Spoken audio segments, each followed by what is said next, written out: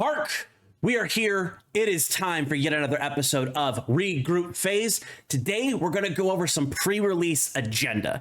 And effectively, what we're going to do is we're going to showcase each of the most common leaders that you are going to encounter in your sealed pool. So it's going to be about 10 leaders total, all the commons and the 2 starter leaders you will have access to in your pre-release kit. We're going to go over some top cards. You're going to be on the lookout for those characters, those leaders. And at the end, we'll talk about a couple of generically good cards that you want to be aware of when it comes to the cards that you have in your pre-release packs. So without any further ado, let's get started.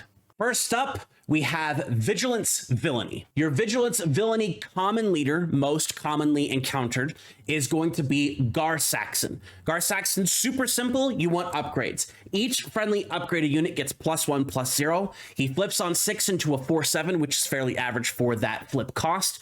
On the flip side, he has the same ability, but in addition to that, when defeated, you may return an upgrade that was attached to this unit to its owner's hand, and that's on any of your upgraded units. Unlike Constructed, Sealed is going to have a small pool of upgrades to draw from, basically whatever you get in your pack. So ideally, you want either something that gets a huge benefit based upon having an upgrade on them, in addition to Gar Saxon's ability, or something that gives out the tokens themselves, upgraded tokens or upgrades, in any way they possibly can. So our top 3 cards are going to start with Super Commando Squad. At a 5-cost 4/4 doesn't seem super fantastic, but this is shielded, which means it comes into play with a shield upgrade token, so it is an upgrade, and while it is upgraded, it gains Sentinel. So this is a big roadblock for your opponent to have to get through. Not only does it not take damage on the first packet of damage, it starts out as a 5/4/4/5 with Sentinel. So your opponent has to attack into this once, or at least get rid of the shield on it before they can do anything else to affect your board.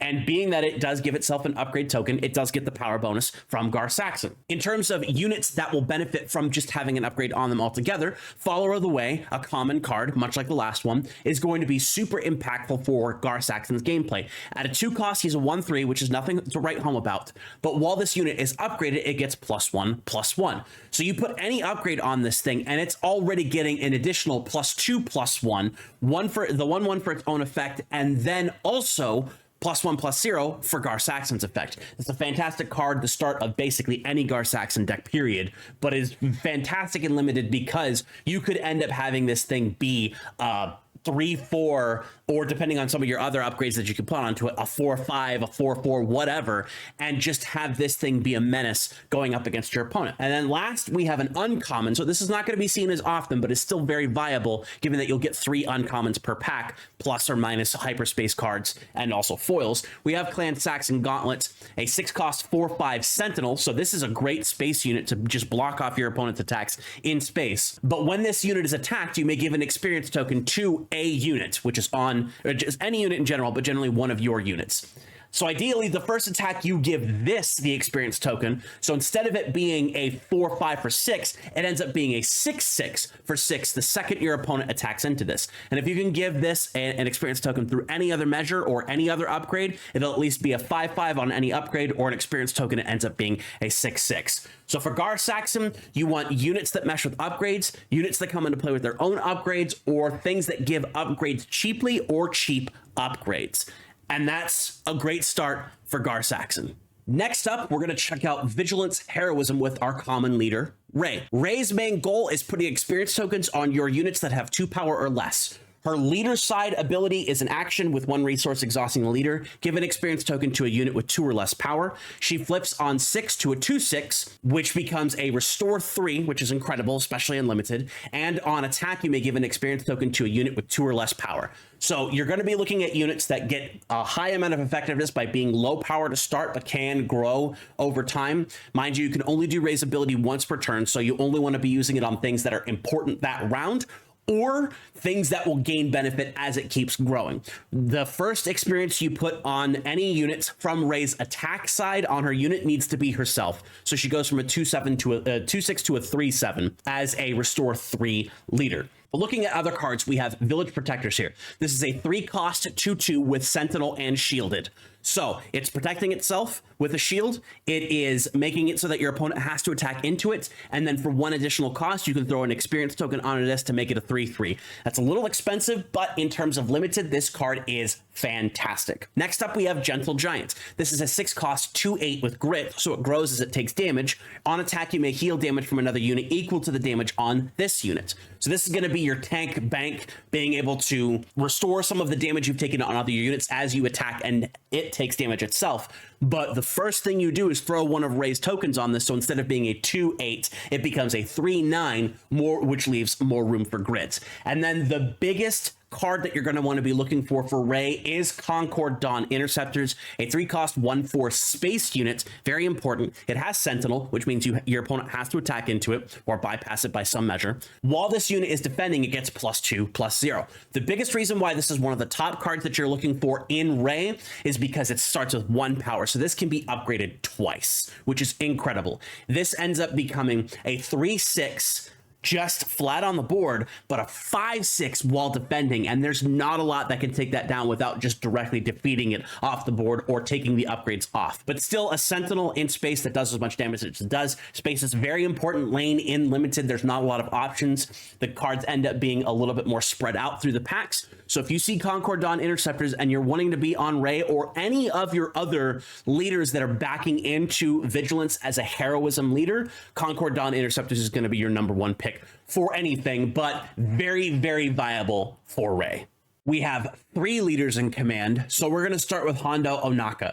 Hondo's ability is fairly simple. When you play a card using Smuggle, you may exhaust Hondo. If you do, give an experience token to a unit. He flips on 6 into a 3/7, which gives him Raid 1. And when you play a card using Smuggle, you may give an experience token to a unit. So the leader side you could only use once per round, but the unit side you could use as many times as you Smuggle. The idea is that you use Smuggle to get things onto the board while doing other things before Smuggle comes into its main effect as your mid and late game strategy, using the early game to either shore up your board or remove your opponent's units. In terms of good Smuggle cards that you're going to encounter in command, we have Warbird Stowaway, which is a 3 cost 2/3. While you have the initiative, this unit gets +2/+0, but it smuggles for a 4 instead of a 3, and then you can throw an experience token onto this or any of your other units that you have into play. This is a good one because it doesn't cost 2 above its normal cost, it only costs 1. Then we have an event, Timely Intervention. This is going to be one of the best cards in the set because it plays a unit from your hand,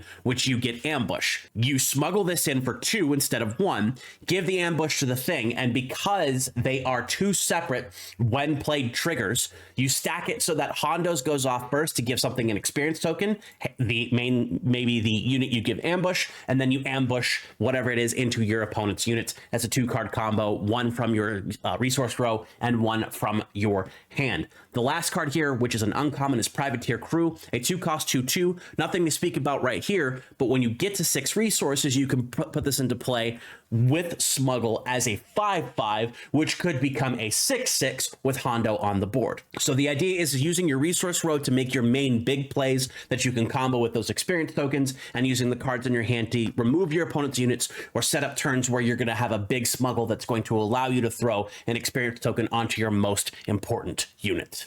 The second command leader we have here is in Heroism, and it's Boba Fett. Front side, when you play a unit that has 1 or more keywords, so the red text, you may exhaust this leader. If you do, give a friendly unit +1/+0 for this phase. He flips on 6 into a 4/7, which turns into each other friendly unit that has 1 or more keywords gets +1/+0. So Boba Fett's focus is on units that have keywords. Front side, so you can give your most important unit a +1, unit side so that all of your stuff gets +1, which is going to be very impactful with the cards that we have. And we're starting off with somehow a common, Clone Deserter, a 1 cost 2/3 with Restore 1 and Bounty Draw card. Yes, your opponent is going to get some benefit on defeating this, but this is a 1 cost unit that can activate Boba Fett's leader ability very, very cheaply. You can only use Boba Fett's leader ability once per round, but if you Clone Deserter, get something good onto the board, and then use that +1 on another attack, he's putting in work in addition to his restore. You just try to protect him so that your opponent doesn't draw a card.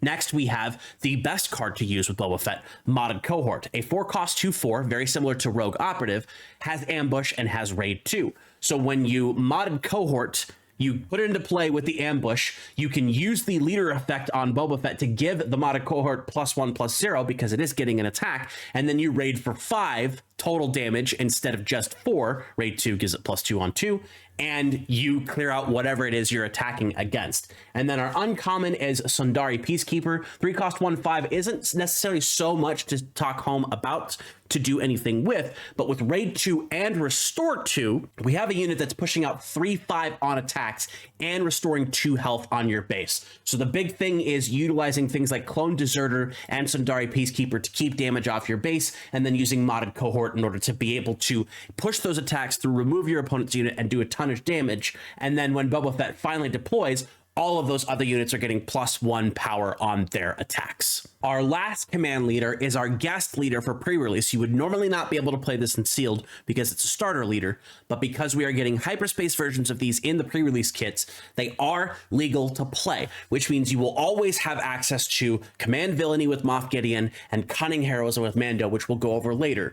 But Moff Gideon has been covered a bunch. We'll quickly go over what his main actions are. As an action, you can exhaust this leader, attack with a unit that costs 3 or less. If it's attacking a unit, you get +1/+0. So he wants to be using his 3 cost units to attack into other units. He flips on a 5 into a 3/6, which gives himself Overwhelm. And each friendly unit that costs 3 or less gets +1/+0 and Overwhelm while attacking an enemy unit. So ideally, a bunch of 3 costs in your deck, preparing for the flip turn with Moff Gideon to be able to attack into all of your opponent's units, hopefully clearing them off the board and dealing some extra damage with the Overwhelm. Starting off, we have Outland TIE Vanguard,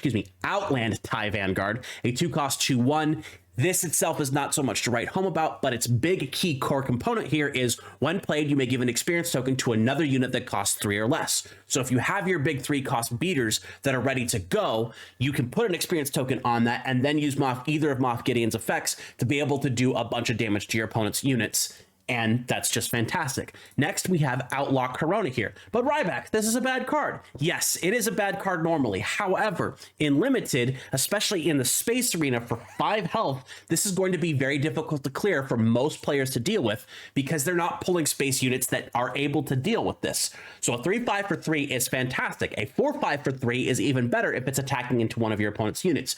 Just be careful not to defeat it yourself, or if you are going to defeat it yourself, win that round. So that way your opponent doesn't get the benefit of the resource. But you can put an experience token with the Outland TIE Vanguard onto this. Moff Gideon gives its bonus, and on Moff Gideon's flip turn, it's also overwhelming your opponent's units. Hey, this card's familiar. That's because this is one of Moff Gideon's best cards that you can use. Because of the fact that it costs 2 printed onto the card, whether you play this with Smuggle as a 6 cost or just its regular 2 cost, it will get the bonus benefit from Moff Gideon regardless of which way you put it into play. So if you smuggle this for 6 and Moff Gideon is still alive, or you decide to flip on 6, you have the ability to have a unit that is 5/5 that gets +1/+0 and Overwhelm while attacking one of your opponent's units. Moff Gideon is going to be a very powerful leader to deal with. He's not going to have access to all of his Spark of Rebellion tools in your pre-release kit, but you will at least have some solid units that can utilize Moff Gideon's ability to be able to win the game in pre-release.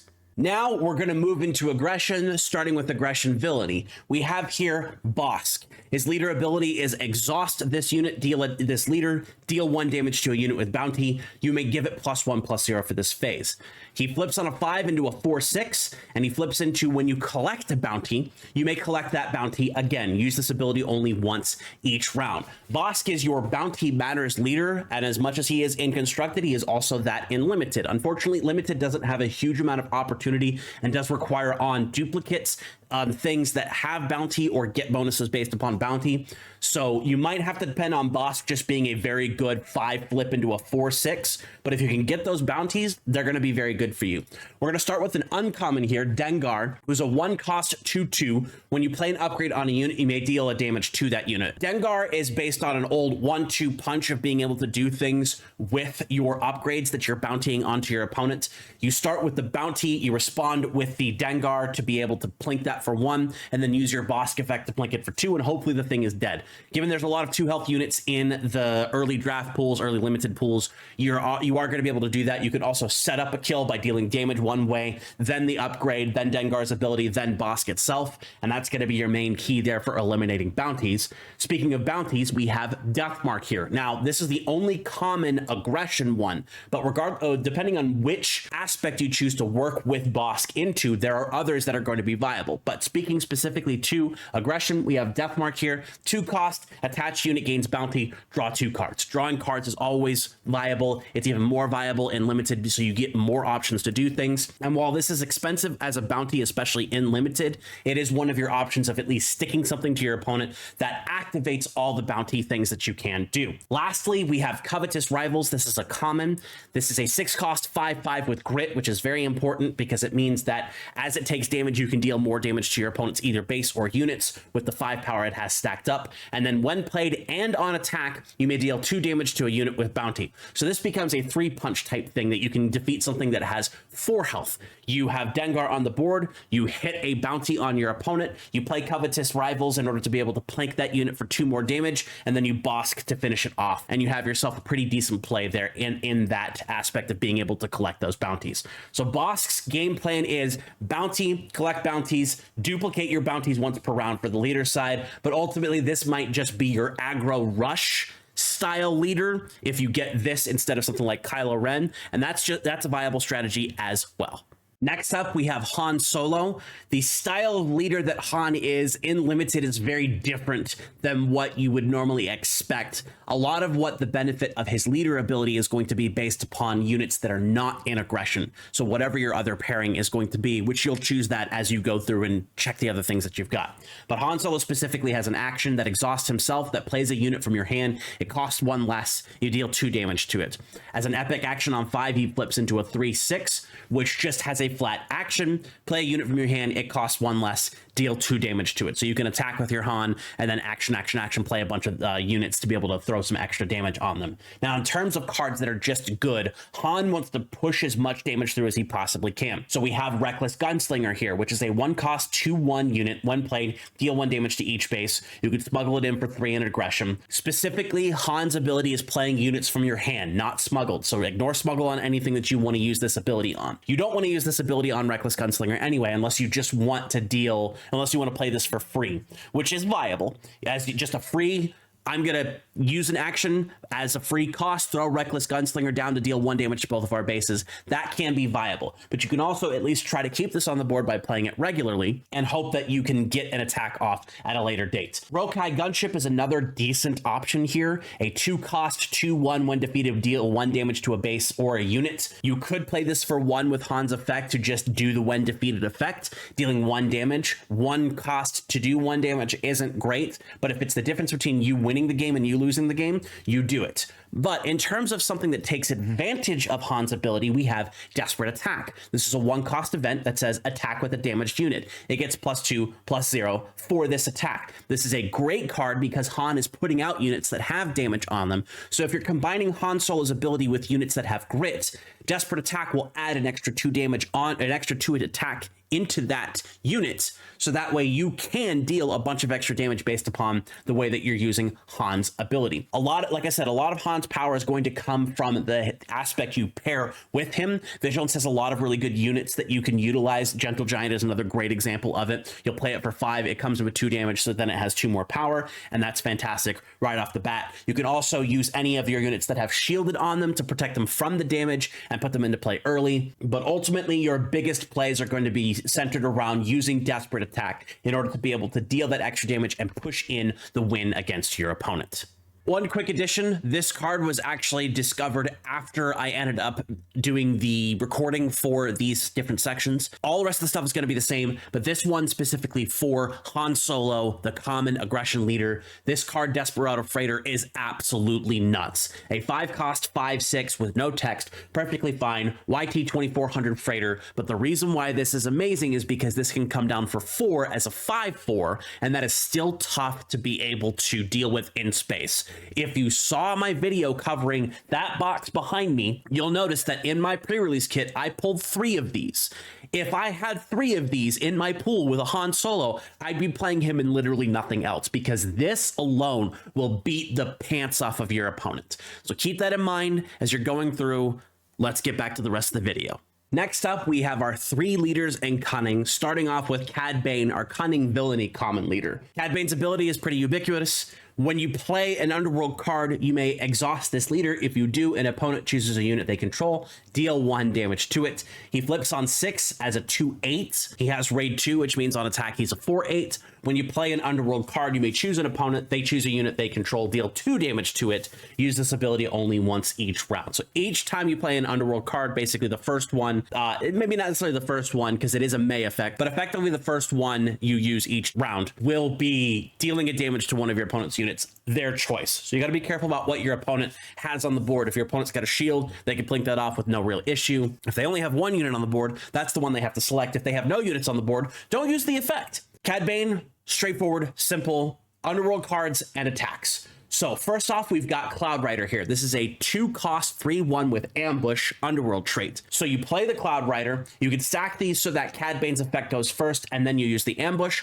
or if you can clear a unit first and then Cad Bane's ability could target another unit that's on your opponent's side of the board that will be cleared, you could Cloud Rider's ambush first and then use Cad Bane's ability, whichever side he's on. But this guy's designed to just get in, hit something for 3, and then bail out, so that way you don't have to worry about anything that comes with that. Cloud Rider is a fantastic common card. We also have McClunky, which is an Underworld trick event. 1 cost, return a friendly non-leader Underworld unit to its owner's hand. If you do, deal 3 damage to a unit. So this is another one of those. You can stack these in a specific way. You McClunky, use the effect, then you Cad Bane to be able to hopefully knock out the unit that you're attacking, or at least that you're dealing damage with the event with, or at least be able to contribute to defeating something if your opponent has only bad choices on their side.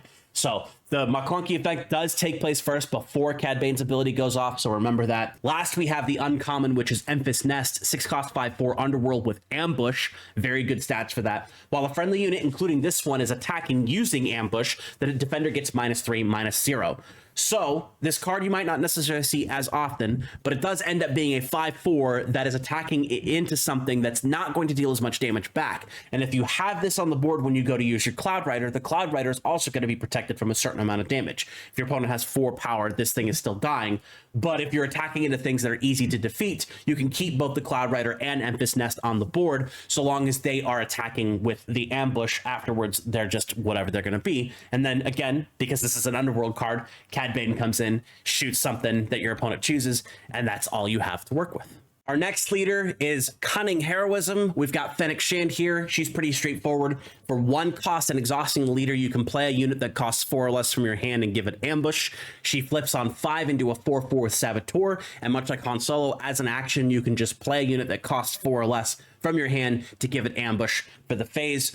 You're not necessarily playing all low units, but your early units, if you have the resources to be able to do so, are going to be able to ambush and attack your opponent's units, clearing them off the board, hopefully, and not causing too much damage on the splashback. Our first unit here is another risky card to play, but it is a good one for this specific strategy because, yes, your opponent can draw a card, but you can at least clear something off your opponent's side of the board for 1 cost. So if your opponent plays something troublesome in space that has 2 health, you can clear it the first round with Cartel Turncoat and Fennec's ability, a 1-cost 2/3, pretty good. Next up, we have Privateer Sick, which is a 2-cost 2/2, and the reason why this is strong is as long as you control another Cunning unit, this one gets shielded, so you can ambush this into something else for 3 on the front side or 2 on the unit side. If you control another unit, which you would with the unit side, this gets shielded, so it's not going to take any damage on the crackback, which is a fantastic way of conserving resources. And then the last most interesting pick here is actually Coruscant Dissident.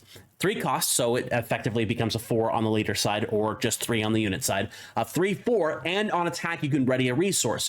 So this can pay the cost of the leader ability or pay a portion of its own cost if you're using it with the unit ability. 3 power, not really a whole lot to write home about, but it is going to survive most of what it's attacking because it does have 4 health. And getting that resource back, the economy is going to be fantastic for playing this card and comboing it with Fennec Shand. That's what you have for Cunning Heroism, at least on this side. Okay leader, probably one that requires a little bit more skill or a better pool to pull from, but it is an option available to you if you want to play Fennec. And last, we have the second starter deck leader, the Mandalorian here. This one's a little bit more complex in what it can do, but what it can do is incredible. Leader side, when you play an upgrade, you may exhaust this leader. If you do, exhaust an enemy unit with 4 or less remaining HP. At 6, he flips into a 4/7, again, average stats, which turns into, when you play an upgrade, you may exhaust an enemy unit with 6 or less remaining HP. So the front side, you could only do it to 4 or less and only once per round. But on the unit side, he can do it anytime you play an upgrade and to anything with 6 or less. So you're going to be stacking your deck with a little bit more upgrades, a few more upgrades than you would otherwise, because you want to be able to at least proc this every turn and stop your opponent's biggest unit that you can target, so that way it doesn't do damage to your base. So we're going to start off with Wanted. This was a card that was previewed with Mando when the starter deck contents were previewed. Attached unit gains bounty, ready to friendly resources. So you throw Wanted on one of your opponent's units, you exhaust it so it can't do anything, and if you want to take it out that round, you can. You can exhaust another unit. It's not specifically the unit you attach an upgrade to, so you could attach a bounty to one unit and exhaust another unit, then kill the unit that has Wanted on it, restore 2 of your resources, and continue on with your turn from there on out. Next, we have Chain Code Collector, 4 cost, 4/2 with Ambush.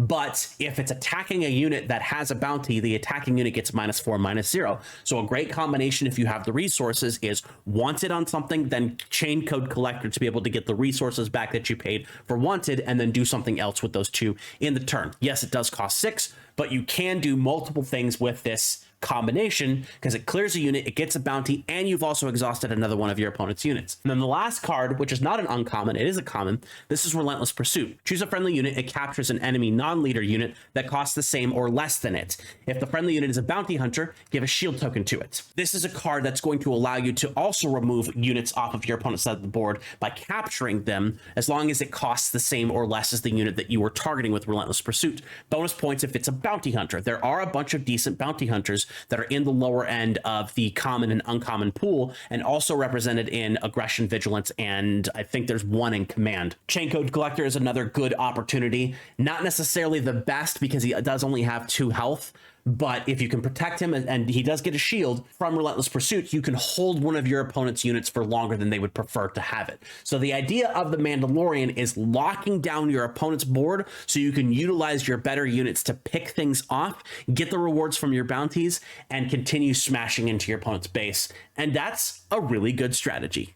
Next up, we're going to check out a handful of morality, single morality aspected units, 2 villainy, 2 heroism, things you're going to be on the lookout for your deck to make sure that it fills the needs that you need it to need. And we're going to start with Hutt's Henchman, 4 costs, 3/4 with shield. It's as simple as that. The most important aspect of this is it's Underworld, so it goes pretty good with Cad Bane. The fact that it's also just straight villainy means any of your villainy leaders can use it without any issues, and the fact that it has shielded means it's going to survive longer than what your opponent is expecting it to. Next, we have Toro Calicam, 3 cost, 3/5 bounty hunter, which is really good. When you play another bounty hunter unit, you may deal 1 damage to it. If you do, you can ready Toro, but you can only use this ability once per round. So ideally, you either play him and then play another bounty hunter, deal damage to it to attack the round that Toro comes out, or a future round, you attack a Toro, you play a bounty hunter, deal damage to it, and then attack a Toro again. This is a great combination that works really well with any of the bounty hunter cards. And then this guy also is a prime target for Relentless Pursuit to be able to capture one of your opponent's units